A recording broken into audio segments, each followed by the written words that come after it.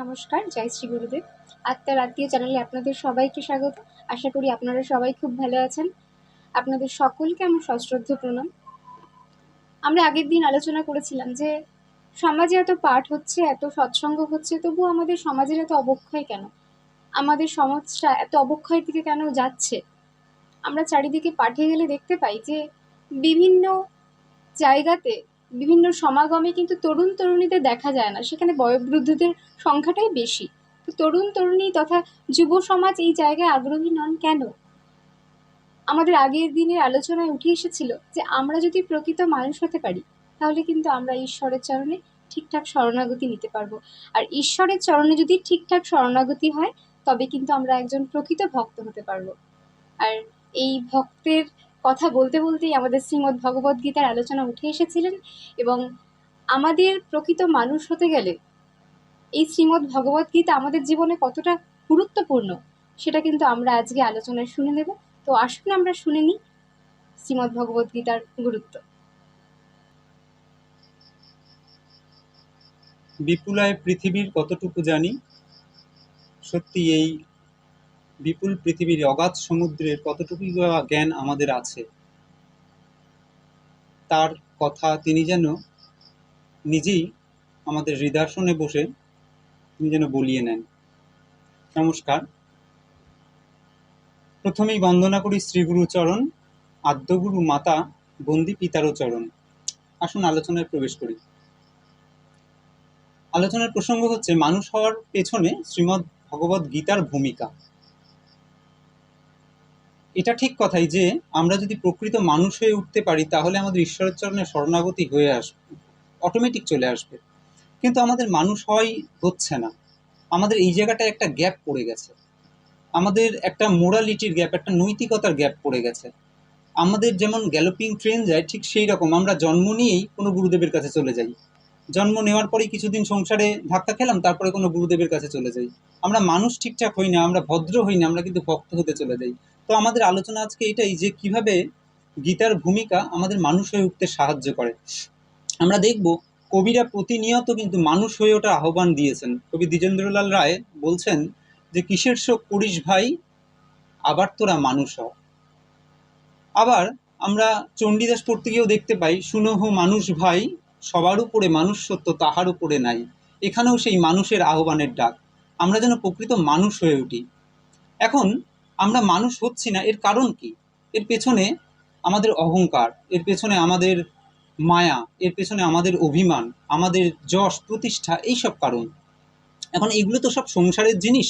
এখন সংসারের কোনো জিনিসকে যদি তুলতে হয়, আমাদের বাইরের কোনো একটা জিনিসকে কাজে লাগাতে হবে, কোনো একটা বস্তুকে কাজে লাগাতে হবে। যেমন একজন যদি কোনো পাঁকে পড়ে যায়, সেই পাঁক থেকে তুলতে গেলে আমি যদি তাকে পাঁক থেকে তুলতে যাই, তাহলে আমি যদি নিজে পাঁকের মধ্যে ঝাঁপ মারি, তাহলে তো কী করে তাকে তুলবো? তাকে তুলতে গেলে আমাকে বাইরে থেকে হয় কোনো একটা বাঁশ বা কোনো একটা দড়ি ফেল দিয়ে তখন সে সেইটাকে আশ্রয় করে উঠে আসতে পারে। ঠিক তেমনই সংসার রূপ পাঁকের মধ্যে আমরা পড়ে রয়েছি। এই সংসার রূপ পাঁক থেকে আমাদের মানুষ হয়ে উঠতে গেলে, আমাদের এখান থেকে বেরিয়ে আসতে গেলে, আমাদের কিন্তু বাইরের কোনো একটা, সংসারের বাইরের কিছু একটা আশ্রয় নিতে হবে। এখন সংসারের বাইরে কি আছে? সংসারের বাইরে আমাদের ভগবত তত্ত্ব, আমাদের শাস্ত্রীয় জ্ঞান, আমাদের ধর্মচেতনা।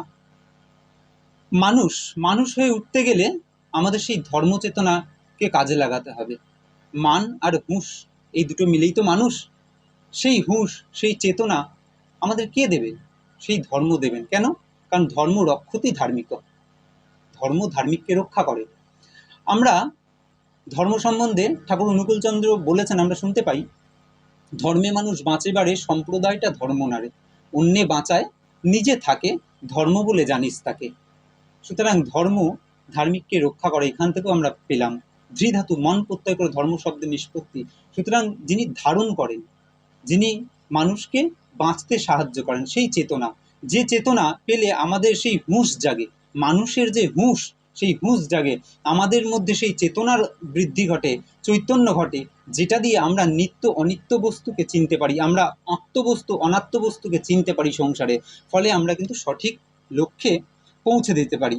আমাদের এই ধর্মচেতনা কে দেবেন? শ্রীমদ্ ভগবদ্ গীতা। শ্রীমদ্ভগবদ্ গীতার শিক্ষা, গীতার আলো, গীতার জ্ঞান, গীতার উপলব্ধি, গীতার অনুভব, গীতার বোধ আমাদের সেই চেতনাকে কিন্তু জাগ্রত করে তোলেন। আমাদের সেই চেতনা যদি জাগ্রত হয় তবেই তো আমরা ঠিকঠাক মানুষ হতে পারবো। আমাদের এখন শিক্ষা ব্যবস্থা আগেকার মতন নেই। এই শিক্ষা ব্যবস্থার অনেক পরিবর্তন হয়ে গেছে। এখন ইংলিশ মিডিয়াম স্কুলগুলো খুব বেশি উঠে গেছে। আমি বলছি না যে ইংলিশ মিডিয়াম স্কুলগুলো খারাপ, আমি পাশ্চাত্য শিক্ষারও অবমাননা করছি না। যে শিক্ষাটা এখন খুব বেড়ে গেছে পাশ্চাত্য শিক্ষা, এখন টিভি, ফোন, যে কোনোখান থেকে পাশ্চাত্য শিক্ষা বেশিরভাগ এখন আমাদের উপরে প্রভাব ফেলেছে, সন্তান সন্ততির উপর প্রভাব ফেলেছে। যাই হোক, আমাদের সেই গুরুকুল শিক্ষাটা বন্ধ হয়ে গেছে। আমাদের শিক্ষা এখন আমাদের কাছে বোঝা হয়ে দাঁড়িয়েছে, আমাদের বহন হয়ে দাঁড়িয়েছে। আমরা শিক্ষাকে বহন করে চলেছি, শিক্ষাকে বাহন করতে পারিনি। যদি বাহন করতে পারতাম, বাহনের কাজ কি? বাহন আমাদের নিয়ে যায়, যানবাহন, কোনো একটা গাড়ি, সেটা আমাকে এক জায়গা থেকে অন্য জায়গায় নিয়ে যায়। শিক্ষা যদি আমরা বাহন করতে পারতাম তাহলে কিন্তু শিক্ষাই আমাকে সেই লক্ষ্যে পৌঁছে দিতেন। বিদ্যার উদ্দেশ্য নয় এই বিশ্ববিজয়, সেবিলে বিশ্বপিতারে তবে সে বিদ্যা সার্থক হয়। তাই আমাদের বিদ্যার উদ্দেশ্য, শিক্ষার উদ্দেশ্য হয় সেই বিশ্বপিতাকে সেবা করা। এই শিক্ষায় শিক্ষিত হওয়া দরকার, তবেই তো আমরা মানুষ হয়ে উঠতে পারবো। কিন্তু আমাদের এখন শিক্ষা পাশ্চাত্য কেন্দ্রিক, আমাদের এখন শিক্ষা অর্থকরী শিক্ষা হয়ে দাঁড়িয়েছে। কয়লা কালো শিক্ষা নিয়ে মানুষ এখন ভিক্ষা করতে বসেছে, এছাড়া তো উপায় নেই। সেই অর্থকরী শিক্ষার উপর গুরুত্ব না দিয়ে আমাদের সেই অর্থকরী শিক্ষা দরকার আছে, কতদূর? আমাদের সেটা মুখে পর্যন্ত থাক, কিন্তু আমাদের হৃদয়ে যেন থাকে সংস্কৃত, আমাদের হৃদয়ে যেন থাকে আমাদের ভারতের সংস্কৃতি, আমাদের কৃষ্টি, আমাদের কালচার। এগুলোকে নিয়ে যেন আমরা হৃদয়ে ধারণ করতে পারি, তাহলেই আমরা প্রকৃত মানুষ হয়ে উঠতে পারবো। আমাদের সেই মোরালিটিটা আমাদের বাইরে গিয়ে শিখতে হবে না, আমরা নিজের ঘরে বসেই কিন্তু শিখতে পারবো। আমাদের গীতা এই শিক্ষা দেন। গীতা শিক্ষা দিচ্ছেন কিভাবে তুমি এই সংসার পথে চলবে, কিভাবে তুমি কর্ম করবে। কারণ একজন মানুষের পরিচয় কিন্তু তার কর্মে, তার জন্মে নয়। জন্ম হোক যথাতথা, কর্ম হোক ভালো। We live in deeds not in years. আমাদের সেই কর্মটা ভালো হওয়া দরকার। এখন এই কর্মটা কি করে ভালো হবে? আমরা কর্ম যে করব, কর্মই মানুষকে মুক্তি দেয়, আবার কর্মই কিন্তু মানুষকে বন্ধনে আবদ্ধ করে। তাহলে কোন কর্ম, কোন কর্ম করলে আমরা মুক্তি পাব? আমাদের কোনো বীজ থাকবে না। শাস্ত্র বলছেন, গীতা বললেন, গীতা ১৬ অধ্যায়ে একটা শ্লোক আছে, বলছেন তস্মাৎ শাস্ত্রং প্রমাণন্তে কার্যাকার্য ব্যবস্থিত জ্ঞাত্তা শাস্ত্র বিধানক্তং কর্ম কর্তুম ইহারসি। তুমি কর্ম করবে, তুমি কর্তব্য কর্ম করবে, করো না। কি দেখে করবে? তুমি শাস্ত্র দেখে করো। শাস্ত্র তোমাকে নির্ধারণ করে দেবে কোন কর্ম তুমি করবে আর কোন কর্ম তুমি করবে না। এই রকমভাবে আমাদের কর্ম করতে হবে। আমাদের কর্ম হয়ে উঠবে যেন আমরা নিষ্কাম কর্ম করতে পারি। গীতার কর্মযোগ এই নিষ্কাম কর্মের শিক্ষা দেয়। আমরা যদি সেইটা পড়তে পারি, আমরা যদি সেই জ্ঞান উপলব্ধি করতে পারি, আমাদের যদি বোধে বসে, তাহলে কিন্তু আমরা সেই মানুষ, প্রকৃত মানুষ হয়ে উঠতে পারবো। তখনই আমরা হয়ে উঠব যে সকলের তরে সকলে আমরা, প্রত্যেকে আমরা পরের তরে। তবেই তো আমাদের দেশ জেগে উঠবে, আমাদের সন্তান সন্ততি জাগ্রত হবে। তখন আমাদেরকে আর ঘাট ধাক্কা দিয়ে বলতে হবে না, যা তুই ঈশ্বরের চরণে শরণাগতি নে। সেই শরণাগতি অটোমেটিক চলে আসবে, যেটা এক্ষুনি শুভশ্রী বলে গেল।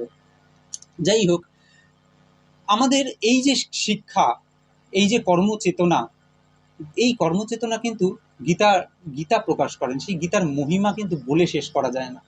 গীতা কিন্তু স্বমহিমায় প্রতিষ্ঠিত, গীতা স্বমহিমায় প্রতিষ্ঠিত। গীতা এখন প্রত্যেকের ঘরে ঘরে প্রবেশ করেছেন। আচ্ছা, একটা কথা যে বলুন তো, আমাদের যখনই কোনো ধর্ম দেখবেন, সেটা খ্রিস্টান ধর্ম হোক, মুসলিম ধর্ম হোক, প্রত্যেকটা ধর্মের একজন করে প্রচারক আছে, প্রত্যেক ধর্মের। কিন্তু আমাদের এই এই ধর্মগ্রন্থে কে প্রচার করেছেন? কোন রাজা এর পেছনে এসে সাহায্য করেছেন? কোন সরকার এর পেছনে এসে অর্থ ব্যয় করে এর প্রচারে এগিয়ে এসেছেন? বলুন আমাকে। গীতা কিন্তু স্বমহিমায় প্রতিষ্ঠিত। আজ থেকে ৫,৫০০ বছর আগে সেই গীতা প্রকাশিত হয়েছিলেন ভগবান শ্রীকৃষ্ণের মুখ থেকে অর্জুনকে প্রবোধ দেওয়ার জন্য। তিনি কিন্তু আজও স্বমহিমায়, নিজের মহিমায় প্রতিষ্ঠিত হয়ে রয়েছেন এবং প্রত্যেকের ঘরে ঘরে তিনি ঢুকে পড়েছেন এবং তিনি পূজিতা হচ্ছেন। গীতা কিন্তু আমাদের ঠাকুর ঘরে, প্রত্যেকের ঘরে তিনি কিন্তু পূজিতা হচ্ছেন। আমরা কিন্তু গীতাকে সসম্মানে পুজো করি এবং গীতা যে জ্ঞান, গীতার যে আলো আমরা জানার চেষ্টা করি। আমরা এখনো পর্যন্ত পিছিয়ে আছি বটে, তবে আমাদের মনে হয় যে গীতার আলোচনা যদি আমাদের এই বঙ্গে হয়, আমাদের এই ভারতবর্ষে হয় ধারাবাহিকভাবে, তাহলে বোধহয় আমরা আর পিছিয়ে থাকবো না। তবে গীতার নিয়ে অনেক ধারণা, ভুল ধারণা মানুষের মধ্যে প্রচলিত হয়ে আছে। আমি শুনতে পাই যে অনেকে বলেন যে গীতা তো শুধু 5,500 বছর আগেকার, তখন তো যুগ অন্য ছিল, সমাজ অন্য ছিল, তাহলে আজকের যুগ সমাজ অনুসারে গীতা কিভাবে ব্যবহার হবেন, এই কথাও শোনা যায়। আবার অনেকে বলেন যে গীতা পড়লে নাকি মানুষ ঘর ছেড়ে বনে চলে যায়, মানে সন্ন্যাসী হয়ে যায়।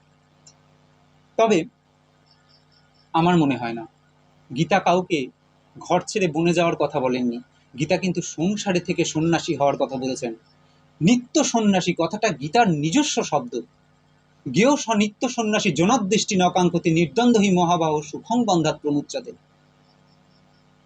কি অসাধারণ সেই নিত্য সন্ন্যাসীর কথা, যে তুমি সংসারে থেকে কর্ম করে তুমি সন্ন্যাসী হও, সংসারে থেকে কর্ম করে। তাহলে গীতা কোথায় বললেন তুমি বনে চলে যাও? আমার মনে হয় যারা এই কথাগুলো বলছেন তারা গীতার অনুভবে ঢোকেননি, গীতার শব্দার্থে ঢোকেননি, গীতার ধ্বনিতে ঢোকেননি, গীতার উপলব্ধিতে আসেননি। তাই জন্যই বোধ হয় তাদের এইরকম মনে হচ্ছে। তারা যদি গীতার উপলব্ধিতে আসেন, আমার মনে হয় তাদের এই ধারণাটা বদলে যেতে পারে। অনেকে আবার এই কথাও বলেন যে বিবেকানন্দ তো বলেছেন যে গীতা পড়াচ্ছে ফুটবল খেলা ভালো। দেখুন, সব মহাপুরুষের কথাই তো আমাদের বোধগম্য হবে না, এগুলো স্থানকাল পাত্র বিশেষে। প্রসঙ্গ এলে আমি কোনোদিন আলোচনা করব। যাই হোক, আজকের প্রসঙ্গ আমাদের অন্য। তো গীতার এই যে মহিমা, গীতার যে একটা সাম্প্রদায়িকতার ঊর্ধ্বে উঠে তার প্রচার, তার যে এত বড় একটা কৃষ্টি, আমাদের বিভিন্ন ভাষায় গীতা প্রচারিত হয়েছিল এবং সমস্ত পৃথিবীর কোনায় কোনায় গীতা কিন্তু আজকে প্রবেশ করেছেন এবং সবার হৃদয়ে গীতা কিন্তু স্থান নিয়ে নিয়েছেন তার নিজস্ব নিজস্ব একদম নিজস্ব ভঙ্গিতে, তার নিজস্ব মহিমায়। যাই হোক, সেই গীতায় আমাদের শিক্ষা দেন যে তুমি হারবে কেন, তুমি ভয় পাবে কেন, তুমি ভয় পাবে কেন? গীতা হারতে শেখান না, গীতা বাঁচতে শেখান। মন্বন্তরে মরিনি আমরা মারি নিয়ে ঘর করি, বাঁচিয়া গিয়াছি বিধির আশিসে অমৃতের টিকা পড়ি। আমরা বাঙালি কবিতায়। তাহলে আমরা তো বেঁচে উঠেছি। গীতা বাঁচার গ্রন্থ। গীতা আমাদের সাহস দেন, গীতা আমাদের ভেতরের বিবেককে জাগ্রত করেন। তুমি জাগো, তুমি ওঠো, তুমি যুদ্ধ করো, উত্তিষ্ঠত জাগ্রত, প্রাপ্য বরান নিবোধত, বর দেওয়া আছে, তুমি গ্রহণ করো, তুমি এগিয়ে চলো, তুমি থামবে কেন? গীতা আমাদের মরতে শেখান না, গীতা আমাদের প্রতি মুহূর্তে বাঁচতে শেখান। গীতার এই সাম্প্রদায়িকতার ঊর্ধ্বে উঠে যে আলোচনা, উদয়ের পথে শুনিকার বাণী, ভয় নাই ওরে ভয় নাই, তা আমাদের নির্ভয় হতে শেখান গীতা। গীতা আমাদের প্রত্যেক জায়গা থেকে সাহস যোগাবেন। আপনারা একটু গীতার সঙ্গ করুন, গীতাকে ওই ঠাকুর ঘরে রেখে দেবেন না, গীতাকে বিছানায় নিয়ে আসুন, গীতাকে আপনার খেতে শুতে উঠতে আপনার সঙ্গের সঙ্গী করে নিন গীতাকে। দেখবেন গীতা আপনার থেকে মুখ ফিরিয়ে থাকবে না। গীতা থেকে আমাদের শিক্ষা আসে আমরা ত্যাগের মাধ্যমে জীবন ধারণ করব, আমরা ত্যাগ করে বাঁচি। আজকের সমাজটা না হয় ভোগবাদ হয়ে দাঁড়িয়েছে, আমরা খালি ভোগের পেছনে ছুটি। আজকে সকাল থেকে ঘুম থেকে উঠার পর থেকে শুরু করে রাত্রে শুতে যাওয়া পর্যন্ত আমরা খালি হা টাকা, হা পয়সা, হা পয়সা, হা পয়সা, খালি এই চিন্তা, কিভাবে আমাদের আরও সুখ হবে, কিভাবে আমাদের আরও সুখ ঐশ্বর্য বৃদ্ধি হবে, আমরা এই পেছনে ছুটছি। কিন্তু গীতা বলেছেন তুমি ত্যাগের মাধ্যমে জীবন ধারণ করো, ত্যাগাৎ শান্তির অনন্তরম। সেই ত্যাগের মাধ্যমে জীবন ধারণ করে তুমি শান্তি পাবে, পরা শান্তি পাবে। পরা শান্তি অর্থাৎ সেই আনন্দ। আনন্দ, আনন্দং ব্রহ্ম। তৈত্তরীয় উপনিষদ বলছেন আনন্দ ব্রহ্মেতি বেজানাত, আনন্দাধ্যেব খুল্লিমানি ভূতানি জায়ন্তে, আনন্দেন জাতানি জীবন্তি। আমরা আনন্দের অংশ, আনন্দের অংশ হওয়ার জন্য আমরা আনন্দকেই চাইব। এটাই আমাদের স্বভাব, এটাই হওয়া উচিত। ঘুমৈব সুখম নাল্পে সুখম অস্তি। উপনিষদ এই কথাও বলছেন যে ঘুমাতে গেলে সুখ, বিরাটে গেলে সুখ, বড়তে তো আনন্দ, ছোটতে কি আনন্দ আছে? গীতা সেই বড়তে নিয়ে যেতে শেখায়, সেই ত্যাগের পথে নিয়ে যেতে শেখায়। গীতা বলছেন ত্যাগাৎ শান্তির অনন্তরম, দ্বাদশ অধ্যায় শ্লোক। গীতা বলছেন তুমি ত্যাগের মধ্যে দিয়ে জীবন ধারণ করো। আমরা দেখবেন আমরা ত্যাগের মধ্যে দিয়েই বাঁচি। আমরা কার্বন ডাইঅক্সাইড ত্যাগ করি, আমরা অক্সিজেন নিই বটে, কিন্তু কার্বন ডাইঅক্সাইড ত্যাগ না করলে আমরা বেঁচে থাকতে পারবো না। আমরা মলমূত্র ত্যাগ না করলে আমরা বেঁচে থাকতে পারবো না। আমরা যে ঘাম হয় সেই ঘাম যদি ত্যাগ না করি আমরা বেঁচে থাকতে পারবো না। আমাদের যে অধোবায়ু হয়, শরীরের অধোবায়ু হয়, সেই অধোবায়ু যদি আমরা ত্যাগ না করি আমরা কিন্তু বেঁচে থাকতে পারবো না, তাই না? ঠিক আমরা এই কথাও শুনি যে মরলেই বাঁচি, সেখানেও একটা ত্যাগের মধ্যেই বাঁচা। মরলেই বাঁচি বলে, মরলে আবার বাঁচা যায়? বলে হ্যাঁ, মরলেই বাঁচি। সেই ত্যাগের মাধ্যমেই আমাদের কিন্তু জীবন ধারণ করতে বলা আছে। আমরা যদি এই ত্যাগবাদটা শিখি, ত্যাগের মাধ্যমে ভোগ করি। ত্যাগের মাধ্যমে ভোগটা কেমন জানেন? এই ধরুন আমার কোনো একটা কিছু খেতে ভালো লাগে, আমার খুব আম খেতে ভালো লাগে। এখন এই আম আমি যদি ভোগের মাধ্যমে খাই তাহলে কি হবে? আমি কাউকে দেবো না, আমি নিজে গপ গপ গপ গপ করে 10-12টা আম খেয়ে নেবো। তারপরে কি হবে? ফলস্বরূপ হয় আমার পেট খারাপ হবে, আমি পরের দিন থেকে 2-3 দিন আমি আম খেতে পারবো না, আমার আমাশা হবে, ডাক্তার একটা ওষুধ দিয়ে দেবেন নরফ্লক্স টিজেড, যাই হোক, তখন আমি কিন্তু আর ভগবত চিন্তা করতে পারবো না, শরীরটা খারাপ হয়ে যাবে। কিন্তু আমরা যদি ত্যাগটা আগে শিখি, ভোগের আগে ত্যাগটা শিখলে আমাদের একটা লিমিটেশনস থাকবে, যে না আম তো খাবো, এখন 2টো খাই, আমরা নিজেকে কন্ট্রোল করতে পারবো, আমরা এখন 2টো খাই, ফলে আমার শরীরের ডাইজেশনটা ভালো হবে, খানিকক্ষণ পরে আমি আবার 2টো খেতে পারবো, আমার আনন্দের উপাসনা হবে, আনন্দে আমরা তার ভজনা করতে পারবো, আমাদের শরীরটা ভালো থাকবে। তাই আমরা কিন্তু ত্যাগের মধ্যে দিয়েই বাঁচি। তাই গোবিন্দ বলছেন ত্যাগাৎ শান্তির অনন্তরম, আমাদের সেই ত্যাগ করেই বাঁচতে হয়। যাই হোক, এই ত্যাগবাদ আমাদের শেখাচ্ছেন কে? আমাদের আলোচনা ছিল যে মানুষ হওয়ার পেছনে ত্যাগবাদ শেখাচ্ছে কি? ত্যাগ করতে শিখলে তবে তো আমরা মানুষ হব। মানুষের ধর্মই তো তাই ত্যাগের মধ্যে দিয়ে বাঁচা, সবাই তাই করেছেন, বড় বড় মনীষীরা, মহাপুরুষরা সবাই তাই করেছেন, ত্যাগের মধ্যে দিয়ে ভোগ করেছেন, তবেই তারা বেঁচে রয়েছেন। গীতা বলছেন, ঠাকুরের একটা বাণী আছে গীতা সম্বন্ধে, যে ঠাকুরকে জিজ্ঞেস করা হচ্ছে গীতার অর্থ কি, ঠাকুর বলছেন গীতার অর্থ, গীতাকে বারবার উচ্চারণ কর, গীতা গীতা গীতা গীতা গীতা, অটোমেটিক একটা ত্যাগী ভাব বেরিয়ে আসবে। গীতার অর্থ গীতার মধ্যেই দেওয়া আছে, ত্যাগী, সেই ত্যাগের মাধ্যমেই আমরা জীবন ধারণ করবো। এই ত্যাগ কে শেখাচ্ছেন? তিনি আর কেউ নন, শ্রীমদ্ ভগবদ গীতার প্রবক্তা ভগবান শ্রীকৃষ্ণ। তিনি শেখাচ্ছেন, তিনি একজন আদর্শ পুরুষ, তিনি একজন আদর্শ মানুষ, তিনি একজন আদর্শ, আমাদের সামনে একজন আইডল। আমরা তাকে যদি অনুসরণ করি, আজকে সেই মানুষ হওয়ার কথা আলোচনা হচ্ছে না, আমরা যদি তাকে অনুসরণ করি, আমরা কিন্তু সেই আদর্শ পুরুষ হতে পারবো, আদর্শ মানুষ হতে পারবো।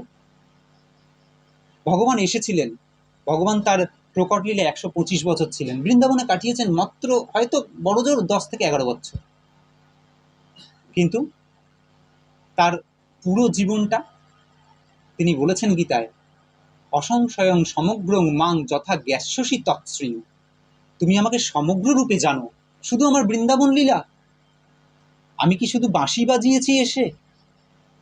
না, তিনি কিন্তু শুধু বাঁশি বাজাননি, তিনি একাধারে এক বিরাট প্রেমিকের পরিচয় দিয়েছেন, অসাধারণ এক প্রেমিকের পরিচয় দিয়েছেন, যার প্রমাণ প্রভু শ্রী শ্রী নিতাই চাঁদ, যার প্রমাণ শ্রীকৃষ্ণ চৈতন্য মহাপ্রভু, সেই প্রেম ধর্মের জল জ্যান্ত প্রকাশ, আপনারা জানেন সবাই। তিনি একাধারে অসাধারণ এক প্রেমিকের পরিচয় দিয়েছেন, যে প্রেম তিনি জগতে প্রচার করে দিয়েছেন, এবং যে প্রেমের এক কণ ডুবায় ত্রিভুবন, এক কণা যার এই ত্রিভুবন, আমরা সমস্তটা বেঁধে রয়েছি সেই প্রেমের বন্ধনে। তাই তিনি একাধারে অসাধারণ প্রেমিক, একাধারে তিনি বিরাট যোদ্ধা, কত যুদ্ধ তাকে করতে হয়েছে তার জীবনকালীন সময়ে তার ইয়ত্তা নেই, এত যুদ্ধ তিনি করেছেন। একাধারে তিনি রাজনীতিবিদ, একাধারে তিনি কূটনীতিবিদ, আবার একাধারে তিনি অর্থনীতিবিদ। কোন জায়গাটা বাদ দিলেন বলুন তো? একজন আদর্শ পুরুষ তিনি, আদর্শ মানুষ তিনি। তিনি জগতে এসেছিলেন কিসের জন্য? আমার জীবনে লোভিয়া জীবন জাগরে সকল দেশ, আমি জগতে গিয়েছিলাম, আমি একটা জীবন তোমাদের সামনে রেখে এসেছি, একটা আদর্শ জীবন তোমাদের সামনে রেখে এসেছি। আমরা এখন সেই জীবনকে ছেড়ে দিয়ে অন্য পথে চলে গেছি, আমরা এখন মিথ্যের পথে চলে গেছি, আমরা সত্যের সন্ধান করি না। অথচ ভাগবত শুরু হচ্ছে দেখবেন সত্যং পরং ধীমহি। আমরা তো আসলে মানুষ হতে পারছি না, আমরা সেই সত্যের সন্ধানটা করবো কি করে? আমাদের চারিদিকে খালি মিথ্যে আর মিথ্যে, আমরা অনিত্য বস্তুকে ধরে বেঁধে রয়েছি। কেন? কিসের জন্য? আমাদের গীতার শিক্ষাটা নেই বলে, গীতার চেতনা নেই বলে। তিনি সত্য স্বরূপ, তাকে খোঁজ করতে হয় সত্যের মধ্যে, সত্যং পরম ধীমহি, ব্যাসদেব বললেন। আমরা সেই পরম সত্যের ধ্যান করি। যাই হোক, তিনি জগতে এসেছিলেন, তিনি বলে গেছেন যে আমি জগতে গিয়েছিলাম, আমি যেমনভাবে আমার জীবনটা কাটিয়েছি তোমরাও আমাকে অনুসরণ করো, তোমরাও আমাকে অনুসরণ করো, সেইভাবে তোমরা আমার কাছে এসো। যে যথামাং প্রপদ্যন্তে তং তথৈব ভজাম্যহম, যে আমাকে যেমনভাবে ভজনা করে আমি তাকে তেমনভাবে ভজনা করি, আমরাও যেন তার মতন হয়ে চলতে পারি। তাই তিনি বলছেন আমার জীবনে লোভিয়া জীবন জাগরে সকল দেশ। এই গীতাটা হচ্ছে গোবিন্দের একটা ম্যানিফেস্টেশন, একটা ম্যানিফেস্টো, একটা দলিল, একটা ইস্তেহা, তিনি একটা দলিল রেখে গেছেন জগতে, যে দেখো এইভাবে জগতে চলতে হয়, এইভাবে জগতে ব্যবহার করতে হয়, এইভাবে জগতে বাড়তে হয়, এইভাবে জগতে শিখতে হয়। কি করেননি তিনি? এটা একটা হিউম্যান ম্যানুয়াল। মানুষ যেটা দেখলে নিজের সংসার জীবনকে কোন পথে নিয়ে যাব, কিভাবে আমি এগিয়ে নিয়ে যাব, আমরা কিন্তু শিখতে পারি।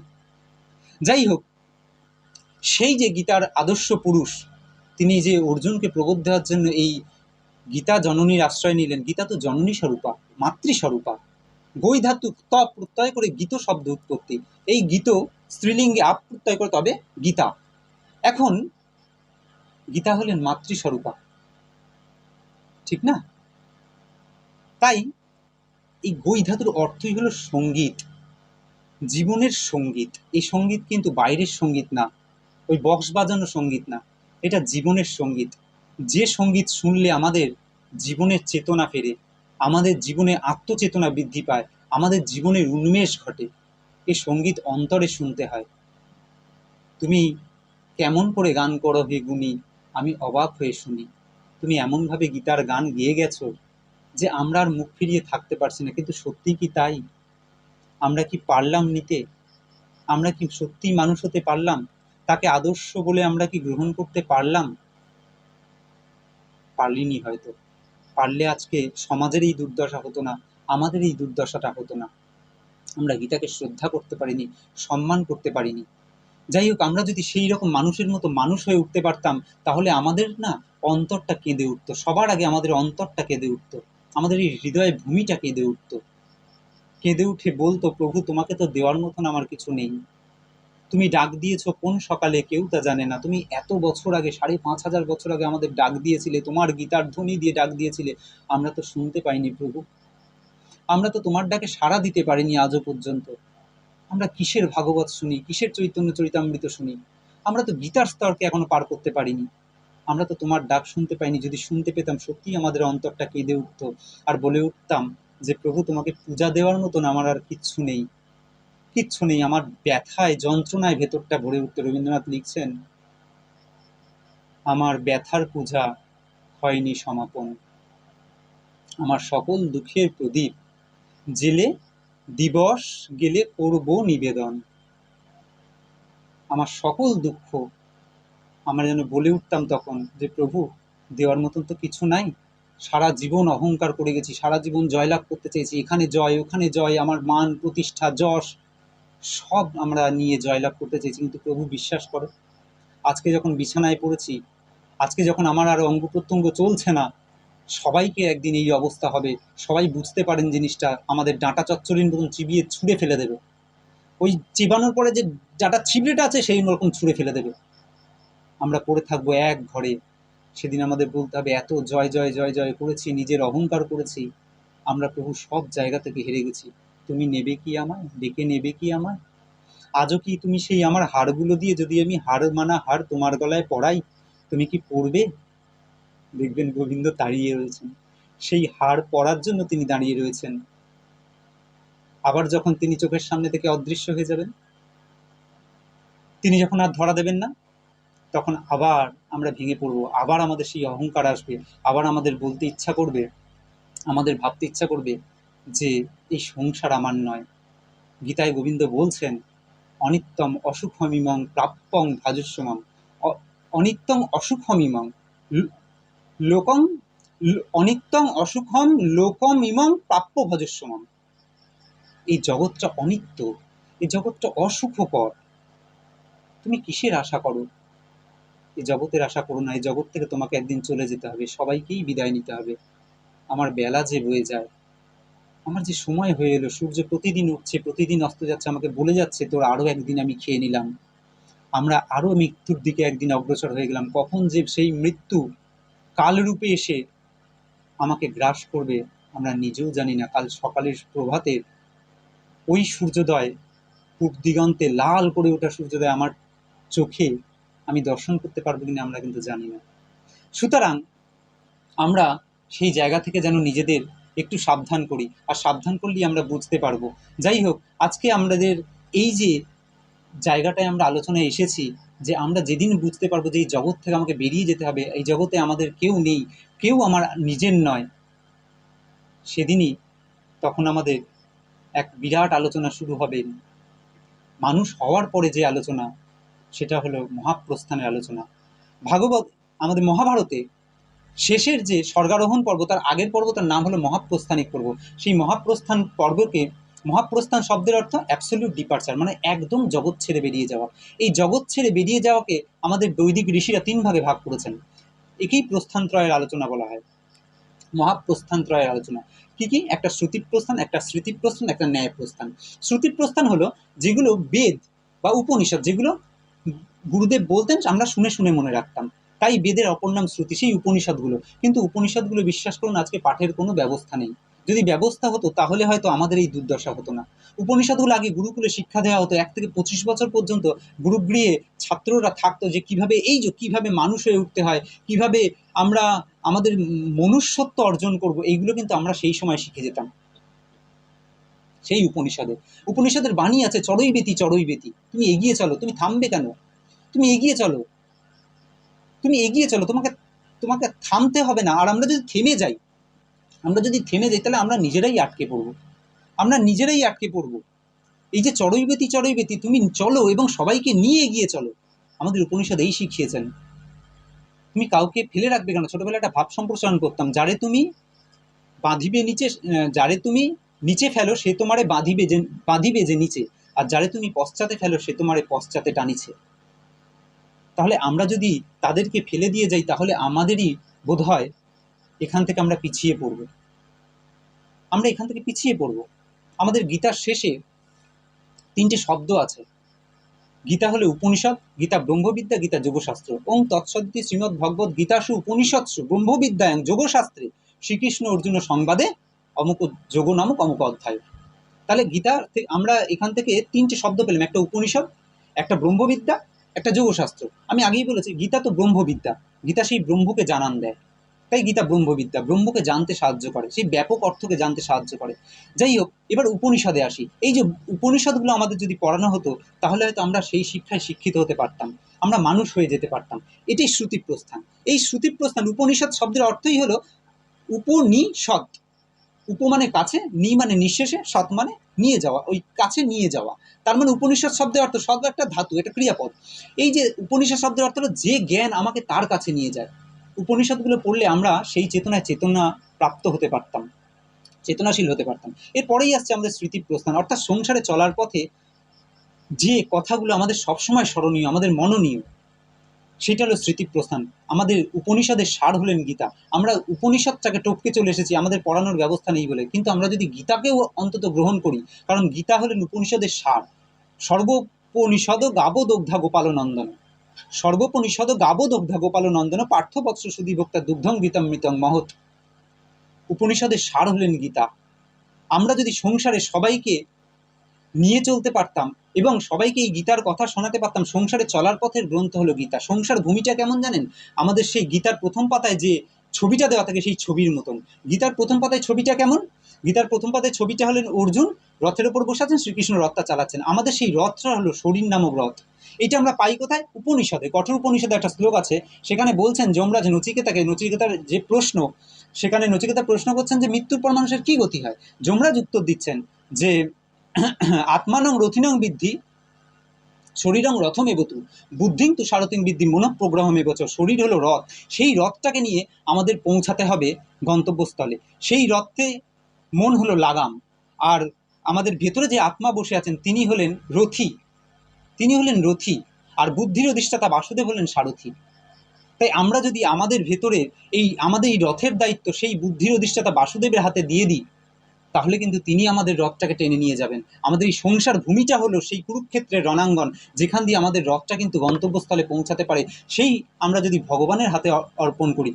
ভগবান নিজে গীতায় বলছেন অষ্টাদশ অধ্যায়ে যে ঈশ্বর সর্বভূতানাং হৃদ্দেশে অর্জুন তিষ্ঠতি ভ্রামায়ণ সর্বভূতানি যন্ত্রা রূঢ়ানি মায়য়া তমেব শরণঙ্গচ্চ সর্বভাবেন ভারত তৎপ্রসাদাৎ পরাং শান্তিং স্থানেন প্রাপ্স্যসি শাশ্বতম। তাহলে গীতায় ভগবান বলছেন যে তিনি আমাদের ভেতরে বসে থেকে আমাদের যন্ত্রের মতন নাড়াচ্ছেন, যন্ত্রের মতন চালিয়ে নিয়ে যাচ্ছেন। যদি আমরা তার কথা মতো চলি, তাহলে কিন্তু আমরা সেই গন্তব্যস্থলে পৌঁছাতে পারবো, সেই পরম ধাম লাভ করতে পারবো, তার কৃপায় পারবো। আমাদের নিজের চেষ্টায় নয়, আমরা সংসার পথে যেন তার শরণাগতি নিই।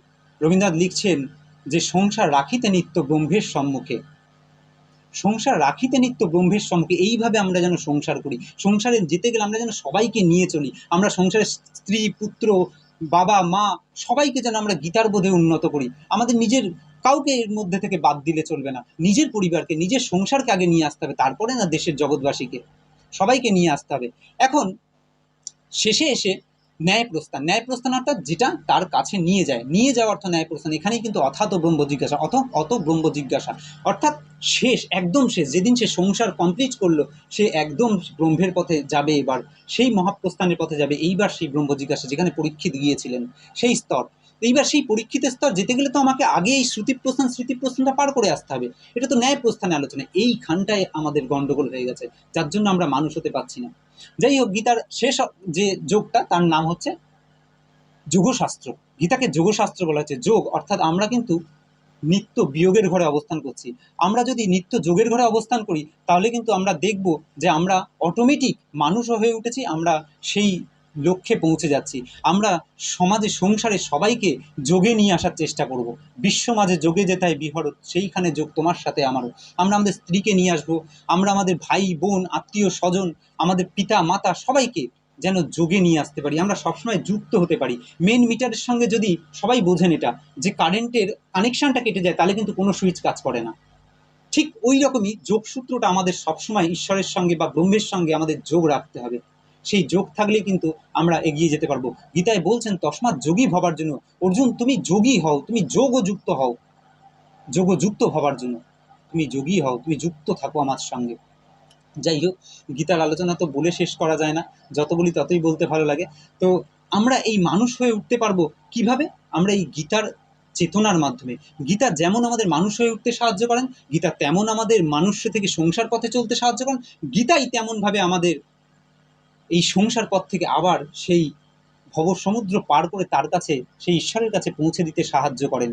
কারণ গীতা পড়লে এছাড়া অন্য কোনো শাস্ত্র পড়ার দরকার নেই। গীতা সুগীতা কর্তব্য কিমন্যই শাস্ত্র বিস্তরই, যা স্বয়ং পদ্ম নাভস্য মুখপদ্মাৎ বিনিসৃতা। গীতা পড়লে আর অন্য শাস্ত্রের কী প্রয়োজন, এটা গীতাতেই লেখা আছে।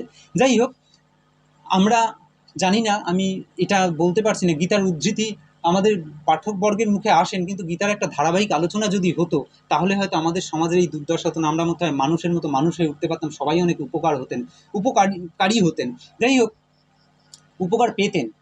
এখন কেউ যদি এই গীতার প্রতি শ্রদ্ধাশীল হন, বা কেউ যদি ইচ্ছা করেন যে গীতার একটা ধারাবাহিক পাঠ আমরা শুনবো, গীতার প্রতি আমার ভালোবাসা জন্মেছে, আমি পাচ্ছি না কোথাও, আমার মধ্যে কুসংস্কার আছে, আমি ধরতে পারছি না, আমি ছুঁতে পারছি না, এই রকম যদি কারোর মধ্যে বোধ থেকে থাকে, তাহলে আপনাদের একটা আমি অনুরোধ করি যে আমরাই এই একটা আমাদের আর একটা অন্য চ্যানেল আছে, সেই চ্যানেলে গীতার একটা ধারাবাহিক আলোচনা হচ্ছে। আমি এটা কোনো লাভের জন্য বলছি না, আমি এটা আপনাদের পুরোপুরি উপকারের জন্যই বলছি। যদি কারোর গীতার প্রতি শ্রদ্ধা এসে থাকে, আপনারা সেই চ্যানেলটার যদি কেউ শুনতে ইচ্ছা করেন গীতার ধারাবাহিক আলোচনা, আপনারা আমাকে কমেন্টে জানাবেন।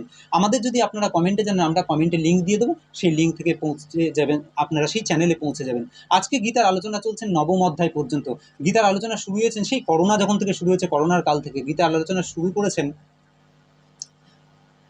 আমাদের শ্রীধাম নবদ্বীপেরই সর্বজন পরিচিত সর্বজন বিদিত পণ্ডিত প্রবর, বিদগ্ধ পণ্ডিত, তিনি সংস্কৃতজ্ঞ, ভাগবত রত্ন। তার পক্ষে মানে তাকে যে বিভূষণে বিভূষিত করি সেটাই অনেক কম বলা হয়ে যায়। যাই হোক, তো তিনি অসাধারণভাবে আলোচনা করে চলেছেন। তিনি অন্য কেউ নন, তিনি হলেন পণ্ডিত প্রবর ভাগবত রত্ন শ্রীযুক্ত গোরাচাঁদ ভট্টাচার্য মহাশয়। তার একটা অসামান্য প্রচেষ্টা আমাদের চ্যানেল থেকে প্রচারিত হচ্ছে। তিনি কিন্তু গীতার আলোচনা আজকে এই ১.৫ থেকে ২ বছর ধরে ধারাবাহিকভাবে করে চলেছেন। তার বয়স ৮০ ছুঁই প্রায়। এই বয়সেও তিনি যে কীভাবে এত উদ্যম উৎসাহ নিয়ে, এত নিঃস্বার্থভাবে তিনি যে কীভাবে এই সেবা করে চলেছেন, হঠাৎ করে আমার মনে একদিন প্রশ্ন আসলো। আমার মনে তো বলা নয়, মানে ভগবানই আসলে নিয়ে আসলেন যে এই আলোচনাটা হওয়া দরকার। তো আমি স্যারের কাছে রিকোয়েস্ট করলাম, একটা অনুরোধ করলাম যে আপনি কি এটা করবেন? স্যার অনেক ভেবেচিন্তে তিনি আমাদের ডাকে সাড়া দিয়েছেন। যাই হোক, তিনি এটাতে রাজি হয়েছেন এবং তার আলোচনা চলছে। আজকে নবম অধ্যায় পর্যন্ত আলোচনা হয়ে গেছেন, ৩০০খানা এপিসোড বেরিয়ে গেছে, ৩০০ এপিসোড আমাদের হয়ে গেছেন, আজও কন্টিনিউয়াস চলছে এর আলোচনা। আপনারা যদি চান অবশ্যই শুনতে পারেন। আর আমার মনে হয় আমি এর আগে কোনো দিন এই রকম ধারাবাহিক গীতার আলোচনা শুনিনি। এত গোস্বামীবর্গ আমাদের হয়েছেন, আমি জানি না কেন এই আলোচনা, অনেক আলোচনা শুরু হয়েছিল কিন্তু বন্ধ হয়ে গেছে। তো তারা কেন এই ধারাবাহিক আলোচনাটা করছে না? তাহলে তো আমাদের সমাজের উন্নতিটা হয়ে যায় অনেক তাড়াতাড়ি। যাই হোক, এই গীতার আলোচনাটা বন্ধ হয়ে গেছে, তিনি এই উদ্যম উৎসাহটা নিয়েছেন। তো আপনারা যদি শুনতে চান আপনারা শুনতে পারেন। আর আমার মনে হয় যে আমরা যখনই তাকে দেখেছি, তার তিনি না একটা ওই আগেকার দিনে যে পিন আপ ক্যাসেট থাকতো, যে যেখান থেকে আমরা গান দিলাম সেখান থেকে গান চালু হয়ে গেল, আবার তুলে যদি অন্য জায়গায় দিই সেখান থেকে চালু হয়ে গেল। আমরা যখনই স্যারকে, আমরা স্যার বলেই ডাকি, আচার্যদেব, সে গুরুদেব, শিক্ষাগুরু যাই বলুন আমাদের, তো আমরা স্যারকে যখনই বলি যে কোনো ভাগবত প্রসঙ্গ বলতে বা গীতার কথা আলোচনা করতে, তার মধ্যে কোনো দিন আমরা কোনো বিরক্তি প্রকাশ দেখিনি।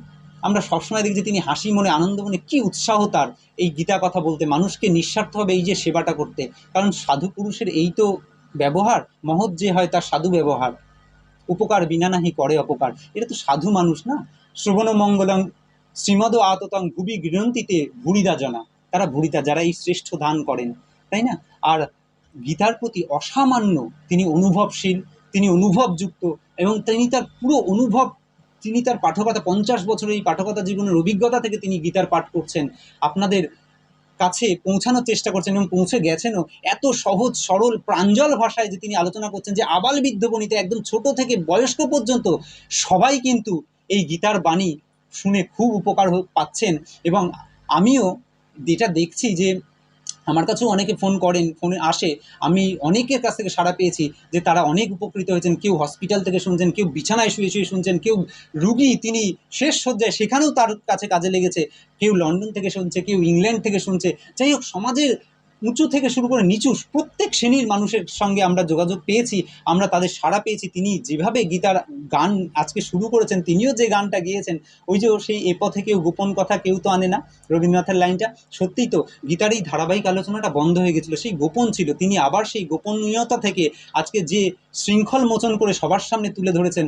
আমার মনে হয় আজকে সবাই উপকৃত। এবং গীতার প্রতি এত ভালোবাসা না থাকলে, এত গভীর প্রেম, এত আত্মীয়তা গীতার প্রতি না থাকলে এই রকমভাবে পাঠ করে যাওয়া, আমার মনে হয় না প্রত্যেক দিনের আলোচনা করে যাওয়া এই 80 বছরের মানুষের কাছে কিন্তু সম্ভব হয়ে উঠতে বলে মনে হয় না। আপনারা তাকে আশীর্বাদ করবেন, আপনাদের আশীর্বাদ ছাড়া এটা সার্থক হতে পারে না।